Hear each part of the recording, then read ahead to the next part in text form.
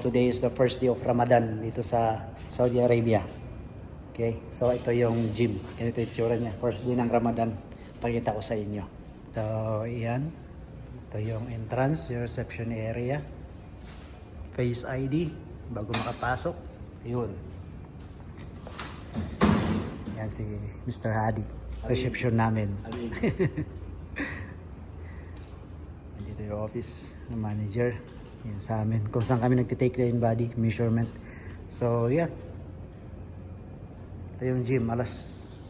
Pasado alas 4 ng hapon. Walang tao. Kasi ito yung umpisa ng fasting nila eh. O yan. Ayan ang gym. Mamaya to, puno to. Crowded to mamaya. Mamayang gabi. Ito yung best time na mag-workout sa mga hindi nag-fasting. Actually, pati sa mga naka-fasting, pwedeng mag-training before the first meal.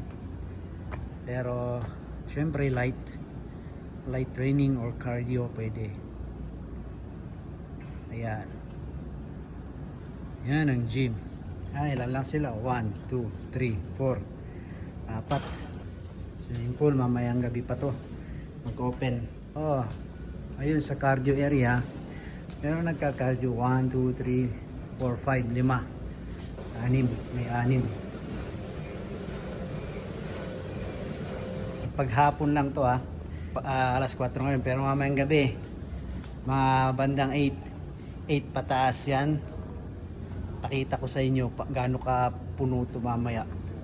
Kung gaano siya kaluwag ngayon, mamaya check nyo.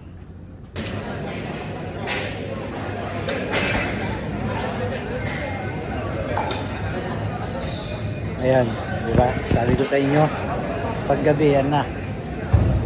Yan na. Puno ang gym. Pero ano lang yan, mga 1 week lang yan. Wala na mga yan, hindi na mag-workout mga yan.